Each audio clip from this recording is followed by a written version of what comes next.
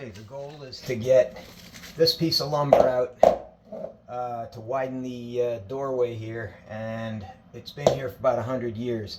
I already took out the top header piece. It was not load bearing, and the other side, but now we're going to take this one out. We need this, a hammer, and a large persuader.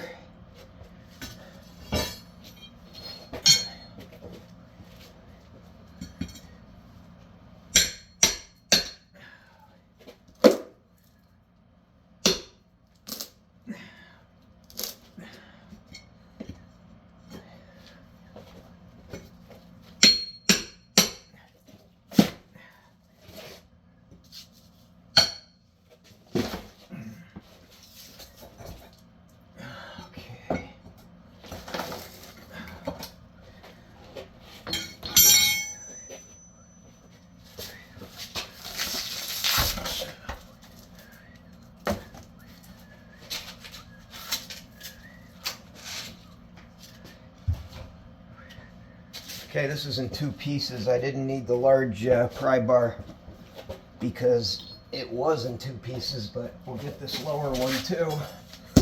Let's get this old caulking off.